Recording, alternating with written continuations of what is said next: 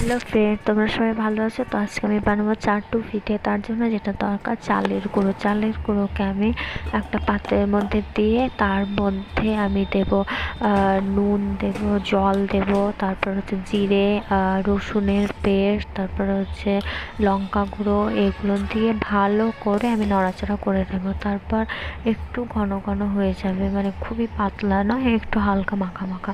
তারপর সেটাকে ভালো করে গুলে নিয়ে আমি চাটুর মধ্যে তেল দিয়ে একে একে এগুলোকে মানে হলুদ গুঁড়ো দিতে হবে।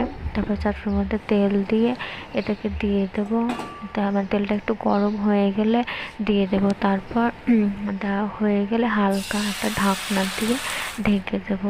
ঢাকার পরে ঢাকনাটা খুলে দেখবো হয়েছে কি না। তারপর এটাকে উল্টে নেব, দেখবো আমার রেডি হচ্ছে চাটু পিঠে। এটা কিন্তু সকালের জলখাবারে খেতে খুবই ভালো লাগে। এর সঙ্গে আলু ভাজা বা হচ্ছে যে কোনো মিষ্টি জিনিস তোমরা খেতে পারো। খেতে খুবই কিন্তু টেস্টি। তোমরা বাড়িতে একবার বানিয়ে খাও। আর প্লিজ আমার চ্যানেলটাকে সাবস্ক্রাইব করে দেবে। ধন্যবাদ। তোমরা সকলে বানিয়ে খাও কিন্তু বাড়িতে এটা।